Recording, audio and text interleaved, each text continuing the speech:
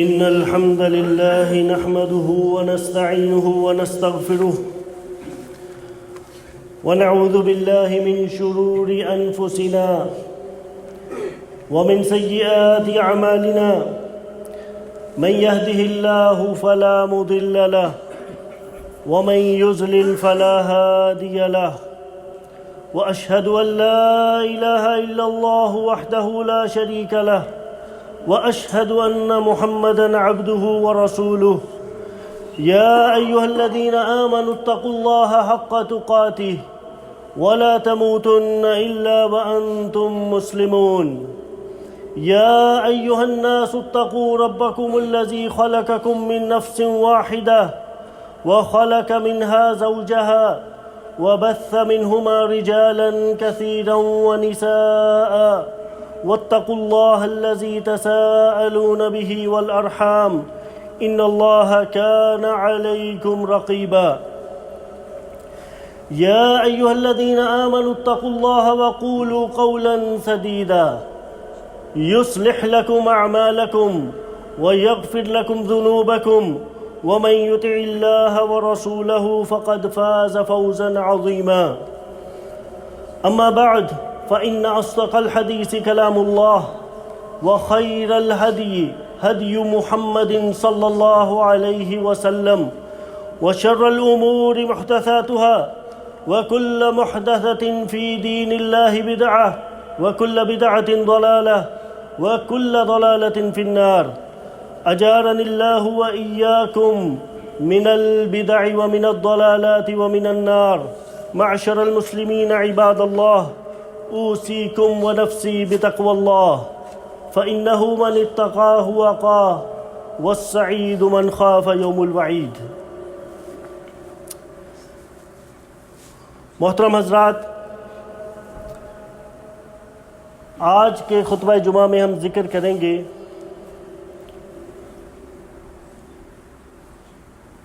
سفر حج کے بارے میں. حج کا فریضہ ادا کرنے میں جلدی کیوں کرنی چاہیے، اس کے فوائد کیا ہیں اور ہمارے معاملات کس طرح چل رہے ہیں. جب تک لوگ دین پر مکمل طور پر کاربند نہیں ہو جاتے، نماز، روزہ، زکوٰۃ اور حج جیسے ارکان اسلام کو زندگی کا اولین مقصد نہیں بنا لیتے، تب تک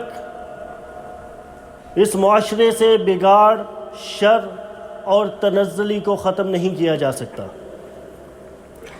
پہلے لوگوں کی ترقی کا راز یہی تھا کہ وہ زندگی میں اللہ اور اس کے رسول صلی اللہ علیہ وسلم کی فرما برداری میں بہت جلدی کرتے تھے. آج کے دور میں فرما برداری کا جذبہ بہت کم ہو گیا ہے. ہم دنیا داری میں پڑ چکے ہیں اور اپنی خواہشات کی تکمیل میں پڑ چکے ہیں، جس کی وجہ سے شرعی احکام پر عمل بہت کم ہو چکا ہے. فریضہ حج کو ہی لے لیں کہ لوگ حج ادا کرنے میں بہت سستی اور کاہلی کرتے ہیں، اور حال یہ ہے کہ پیسے کی فراوانی ہے، صحت ہے، زندگی ہے، پھر بھی حج اور عمرہ کرنے سے گریز کرتے ہیں، اور دوسری طرف اپنا روپیہ پیسہ سیر سپاٹے میں لگا دیتے ہیں. لیکن حرمین کی زیارت کرنے کی توفیق نہیں ہوتی. اگر پوچھا جائے تو بہانہ بناتے ہوئے کہتے ہیں کہ وہاں تو رش بہت زیادہ ہوتا ہے، زیادہ رش میں دم گھٹتا ہے، طبیعت خراب ہوتی ہے، دھکے پڑتے ہیں، وغیرہ وغیرہ. جب بندے کو سفر حج کی فضیلت، اہمیت اور اللہ تعالیٰ کی طرف سے انعامات کا اندازہ ہو جائے تو یقین کریں کہ اس راہ میں پڑنے والی جو گرد ہے وہ بھی آپ کے گناہوں کو مٹا دیتی ہے. اس سفر میں ہر عمل آپ کو اللہ رب العزت کے قریب لے جاتا ہے، اور گناہوں سے بندہ ایسے پاک ہو جاتا ہے جیسے اس کی ماں نے اسے آج ہی جنم دیا ہو۔ حج کا سفر شوق، صبر، اجر و ثواب اور اللہ کی راہ میں قربانی دینے کا سفر ہے۔ بیت الحرام کی زیارت، عبادات اور اپنے ایمان کو تازہ کرنے کے لیے پوری دنیا سے لوگ حرمین شریفین کی زیارت کی طرف جاتے ہیں، اور یقین مانیے کہ اس شوق اور محبت کے سفر میں انہیں ذرہ برابر بھی تھکان محسوس نہیں ہوتی، جبکہ عجیب تڑپ اور اجر و ثواب کا جذبہ ان کے اندر پیدا ہوتا ہے۔ حج جیسا عظیم الشان فریضہ ادا کرنا بہت بڑی سعادت ہے۔ حج ام العبادات ہے، جس میں اللہ نے قربانی، حرمین جیسی مقدس زیارات، نماز، تلبیہ، ذکر اور دعاؤں کو جمع فرما دیا ہے۔ حدیث میں آتا ہے، سیدنا ابو ہریرہ رضی اللہ تعالی عنہ بیان کرتے ہیں کہ رسول اکرم صلی اللہ علیہ وسلم نے ارشاد فرمایا کہ 3 مساجد، مسجد الحرام، مسجد نبوی اور مسجد الاقصی کی طرف رخت سفر باندھا کیجیے۔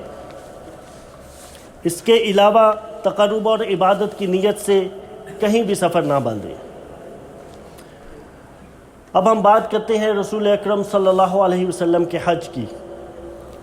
حجۃ الوداع کے موقع پر صحابہ کرام رضوان اللہ علیہم اجمعین نے نبی کریم صلی اللہ علیہ وسلم کے ساتھ حج ادا کیا۔ جب قافلہ مدینے سے نکلا تو چند ہزار لوگ تھے، لیکن مکہ تک پہنچتے پہنچتے یہ جمع غفیر 1 لاکھ سے زیادہ پر مشتمل ہو گیا۔ راستے میں قبائل ملتے چلے گئے، تلبیہ کی آواز بلند ہوتی گئی، اور انسانیت کے لیے پیغام حق اور پیغام توحید کے ماننے والوں کا عظیم الشان اجتماع ہوا۔ اس کے بارے میں قرآن کریم میں ارشاد ہوتا ہے، وَقُلْ جَاءَ الْحَقُّ وَزَهَقَ الْبَاطِلُ إِنَّ الْبَاطِلَ كَانَ زَهُوقًا، اور کہہ دیجئے کہ حق آ گیا اور باطل مٹ گیا، بے شک باطل مٹنے ہی کے لیے ہے۔ اللہ تعالیٰ نے اپنے بندے ابراہیم، سیدنا ابراہیم کو یہ حکم دیا کہ وہ بیت اللہ کی طرف لوگوں کو بلائیں۔ اللہ تعالیٰ کا ارشاد ہے، وَأَذِّن فِي النَّاسِ بِالْحَجِّ يَأْتُوكَ رِجَالًا وَعَلَى كُلِّ ضَامِرٍ يَأْتِينَ مِن كُلِّ فَجٍّ عَمِيقٍ، اور لوگوں میں حج کے لیے اعلان کرو کہ وہ تمہارے پاس ہر دور دراز مقام سے پیدل اور اونٹوں پر سوار ہو کر آئیں۔ سیدنا ابراہیم نے بیت اللہ کی طرف لوگوں کے دل پھیرنے کے لیے دعا فرمائی۔ ارشاد ہوتا ہے، فَاجْعَلْ أَفْئِدَةً مِّنَ النَّاسِ تَهْوِي إِلَيْهِمْ، بس لوگوں کے دل اس کی طرف مائل کر دے۔ بیت اللہ کے پرامن ہونے اور اس میں رزق کے لیے دعا فرمائی۔ ارشاد ہوتا ہے، وَإِذْ قَالَ إِبْرَاهِيمُ رَبِّ اجْعَلْ هَذَا بَلَدًا آمِنًا وَارْزُقْ أَهْلَهُ مِنَ الثَّمَرَاتِ، جب ابراہیم نے دعا کی کہ اے پروردگار اس جگہ کو امن والا شہر بنا دے اور یہاں کے رہنے والوں کو پھلوں سے رزق عطا فرما۔ بیت اللہ کے محافظ اور پاسبان کے لیے دعا۔ سیدنا ابراہیم نے اس کے بعد آخری نبی کریم صلی اللہ علیہ وسلم اور ان کی امت کے لیے دعا فرمائی۔ ارشاد ہوتا ہے ربنا وابعث فیہم رسولا منہم یتلو علیہم آیاتک ویعلمہم الکتاب والحکمت ویزکیہم، اے ہمارے رب انہی میں سے ایک رسول مبعوث فرما جو ان کے سامنے تیری آیات کو پڑھے اور انہیں کتاب و حکمت سکھائے اور انہیں پاک کر دے۔ اب ہم بات کرتے ہیں کہ فریضہ حج ادا کرنے میں جلدی کیوں کرنی چاہیے۔ حج اسلام کا ایک عظیم رکن ہے، رب العزت کو ماننے والوں کا عظیم اجتماع ہے، گناہوں کی معافی کا ذریعہ ہے اور تجدید ایمان کا موقع ہے۔ سیدنا ابو ہریرہ بیان کرتے ہیں کہ نبی کریم صلی اللہ علیہ وسلم نے ہمیں خطبہ دیتے ہوئے ارشاد فرمایا، اے لوگو، اللہ نے تم پر حج کو فرض کر دیا ہے، لہٰذا تم حج کرو۔ ایک صحابی نے پوچھا، اے اللہ کے رسول صلی اللہ علیہ وسلم، کیا ہر سال ہم پر حج فرض ہے یا زندگی میں ایک مرتبہ؟ تو آپ صلی اللہ علیہ وسلم نے فرمایا، اگر میں ہاں کہہ دیتا کہ یہ فریضہ تم پر ہر سال فرض ہو جانا تھا جس کی تم طاقت نہیں رکھ سکتے۔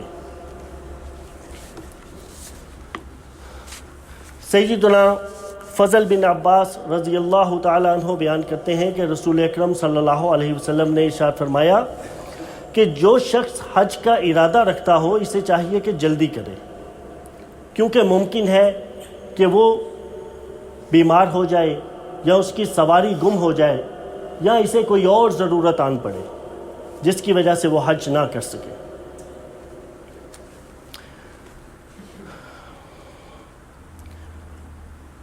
ایک بات سوچنے کے قابل ہے کہ اس سے بڑھ کر ایک انسان کے لیے شرف و عزت کیا ہو سکتی ہے کہ اللہ کریم نے اپنے گھر کی زیارت کرنے والے حجاج اور عمرہ کرنے والوں اور عبادت کرنے والوں کے لیے گناہ دھونے، نفس کی پاکیزگی، اعمال میں برکت اور جو مال وہ اس کی راہ میں خرچ کرتے ہیں اس کو وسیع کرنے کا وعدہ فرمایا ہے۔ حجاج کرام کی دعا کو اللہ رب العزت قبول کرتا ہے، ان کی طرف نظر رحمت سے دیکھتا ہے اور اپنے فرشتوں کے سامنے اللہ رب العزت کی ذات فخر کرتی ہے کہ یہ دیکھو میرے بندے اپنی جان اور مال خرچ کر کے میری فرما برداری میں یہاں تک پہنچے ہیں۔ حج بلا شبہ ایک عظیم عبادت ہے۔ اس سلسلے میں رسول اکرم صلی اللہ علیہ وسلم کا ارشاد ہے کہ جس نے اللہ کے لیے حج کیا پھر وہ فحش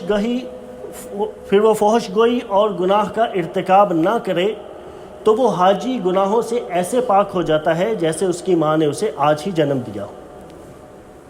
اس سلسلے میں ایک بات یاد رکھنی چاہیے کہ حج کے بعد بھی انسان ہی رہتا ہے، فرشتہ نہیں بن جاتا۔ جہاں تک گناہوں کی معافی کا تعلق ہے تو وہ حقوق العباد سے نہیں بلکہ صغیرہ گناہ مراد ہے۔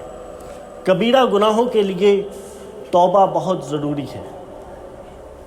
اگر کوئی شخص پوری نیک نیتی کے ساتھ حج کر لیتا ہے تو پھر ممکن ہے کہ اس سے کوئی گناہ ہو جائے، لیکن بہتر ہے کہ جیسے ہی گناہ ہو اس کے بعد توبہ کر لی جائے، کیونکہ توبہ کرنے والا شخص بھی اللہ کی نظر میں ایسا ہی ہے جیسے اس نے کبھی گناہ کیا ہی نہیں۔ اللہ تعالیٰ نے اپنے دو پیغمبروں ابراہیم اور اسماعیل دونوں کو حکم دیا کہ میرے گھر کے لیے آنے والوں کے لیے میرے گھر کو پاک صاف کرو۔ ارشاد ہوتا ہے وَعَهِدْنَا إِلَىٰ إِبْرَاهِيمَ وَإِسْمَاعِيلَ أَن طَهِّرَ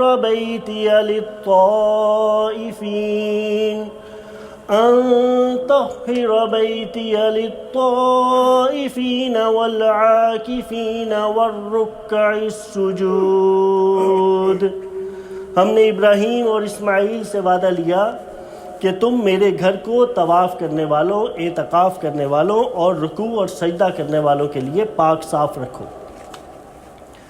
اگر ہم اس آیت پر غور کریں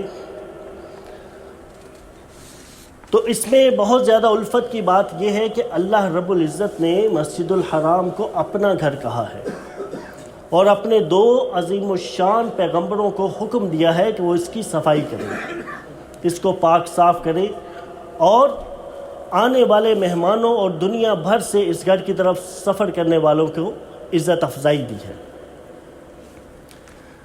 اب ہم بات کرتے ہیں کہ فریضہ حج سے تاخیر کیوں ہو جاتی ہے۔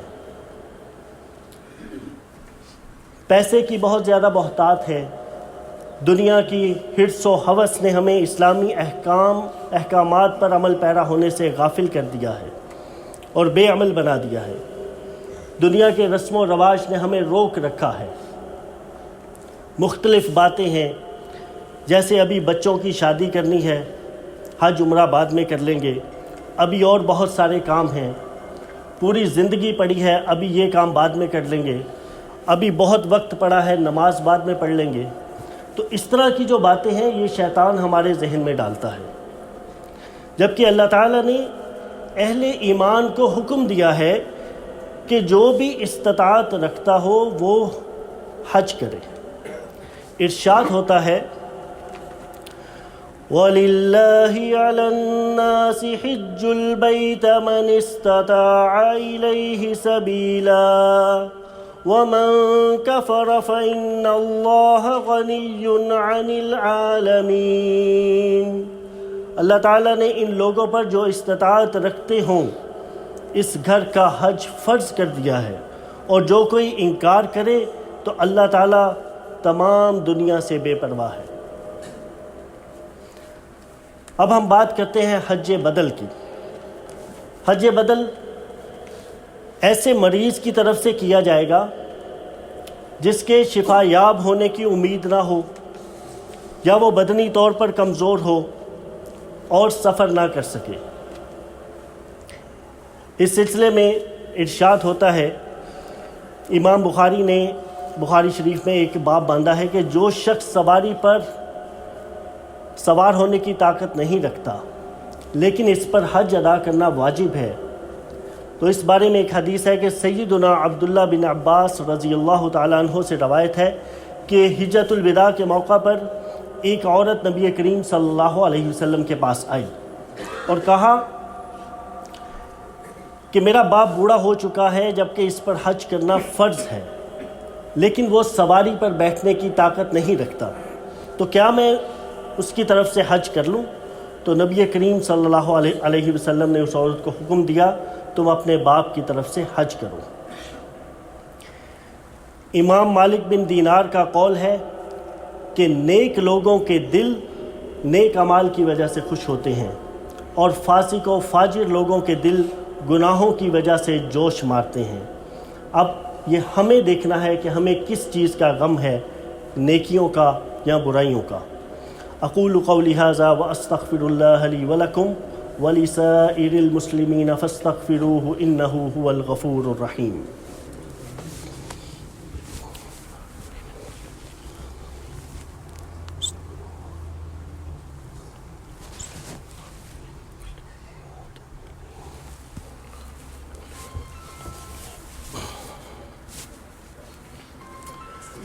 الحمد لله حمدا كثيرا طيبا مباركا فيه كما يحب ربنا ويرضاه، وأشهد أن لا إله إلا الله وحده لا شريك له، وأشهد أن محمدا عبده ورسوله صلى الله عليه وعلى آله وصحبه أجمعين وعلى التابعين ومن تبعهم بإحسان إلى يوم الدين، أما بعد۔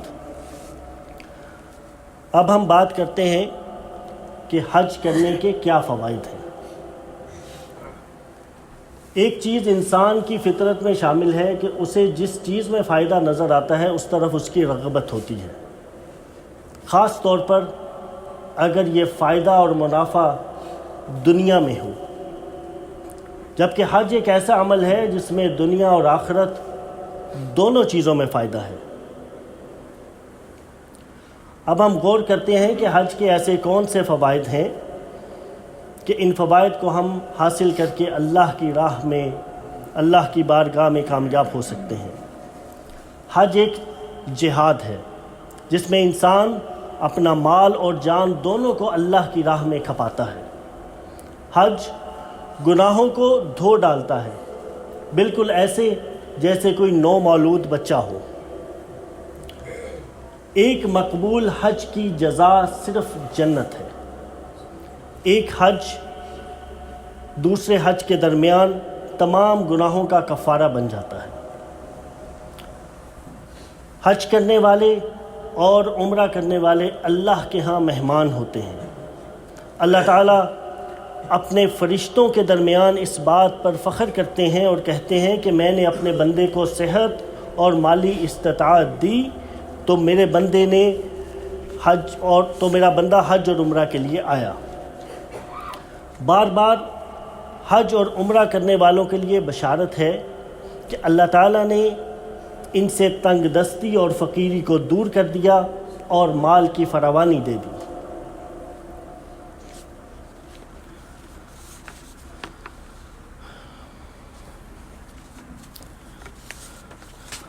اب ضمنی طور پر کچھ بات کرتے ہیں۔ جیسا کہ آج کل کے حالات ہیں، آپ کو معلوم ہے کہ پاکستان اور انڈیا کے جو حالات ہیں، اس میں اب ان حالات کے پیش نظر ہماری کیا ذمہ داریاں ہونی چاہیے، مختصر طور پر بیان کروں گا۔ سب سے پہلی بات تو یہ ہے کہ ہمیں اللہ رب العزت پر کامل ایمان ہونا چاہیے کہ جو کچھ بھی ہو رہا ہے سب کچھ اللہ رب العزت کی مرضی سے ہو رہا ہے۔ اور دوسری بات یہ ہے کہ پریشانی اور خوشحالی دونوں حالات میں کثرت سے اللہ رب العزت کا ذکر کرنا چاہیے، دعائیں کرنی چاہیے، اور جیسے بھی حالات ہوں ان میں اللہ رب العزت سے استقامت، صبر اور حوصلہ مانگنا چاہیے۔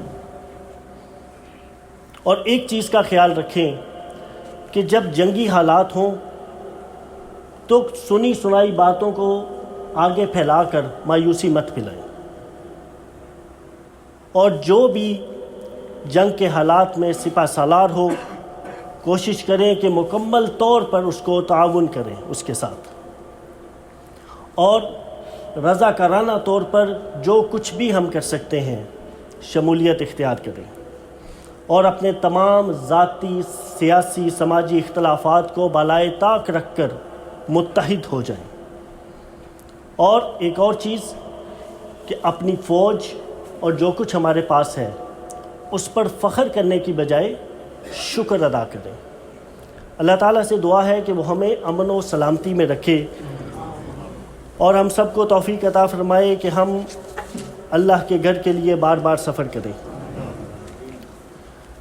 ان اللہ وملائکتہ یصلون علی النبی یا ایہا الذین آمنوا صلوا علیہ وسلموا تسلیما اللہم صل علی محمد وعلی آل محمد کما صلیت علی ابراہیم وعلی آل ابراہیم انک حمید مجید اللہم بارک علی محمد وعلی آل محمد كما باركت على إبراهيم وعلى آل إبراهيم إنك حميد مجيد اللهم انصر الإسلام والمسلمين اللهم انصر الإسلام والمسلمين وأذل الشرك والمشركين اللهم اغفر لنا وللمؤمنين والمؤمنات والمسلمين والمسلمات الأحياء منهم والأموات اللهم ألف بين قلوبهم وأصلح ذات بينهم وانصرهم على عدوك وعدوهم اللهم العن الكفرة الذين يصدون عن سبيلك ويكذبون رسلك ويقاتلون أولياءك اللهم خالف بين كلمتهم اللهم خالف بين كلمتهم وزلزل أقدامهم وشتت شملهم وفرق جمعهم وأنزل بهم بأسك الذي لا ترده عن القوم المجرمين اللهم لا تدع لنا ذنبا إلا غفرته ولا هما إلا فرجته ولا دينا إلا قضيته ولا مريضا إلا شفيته ولا عيبا إلا سترته ولا حاجة إلا قضيتها يا رب العالمين. ربنا آتنا في الدنيا حسنة وفي الآخرة حسنة وقنا عذاب النار. ربنا آتنا في الدنيا حسنة وفي الآخرة حسنة وقنا عذاب النار. ربنا لا تؤاخذنا إن نسينا أو أخطأنا. ربنا ولا تحمل علينا إصرا كما حملته على الذين من قبلنا. ربنا ولا تحملنا ما لا طاقة لنا به واعف عنا واغفر لنا وارحمنا أنت مولانا فانصرنا على القوم الكافرين. ربنا لا تزغ قلوبنا بعد إذ هديتنا وهب لنا من لدنك رحمة إنك أنت الوهاب. ربنا ظلمنا أنفسنا وإن لم تغفر لنا وترحمنا لنكونن من الخاسرين. ربنا لا تجعلنا فتنة للقوم الظالمين ونجنا برحمتك من القوم الكافرين. ربنا هب لنا من أزواجنا وذرياتنا قرة أعين واجعلنا للمتقين إماما. ربنا تقبل منا إنك أنت السميع العليم وتب علينا إنك أنت التواب الرحيم. عباد الله رحمكم الله، إن الله يأمر بالعدل والإحسان وإيتاء ذي القربى وينهى عن الفحشاء والمنكر والبغي يعظكم لعلكم تذكرون. سبحان ربك رب العزة عما يصفون وسلام على المرسلين والحمد لله رب العالمين.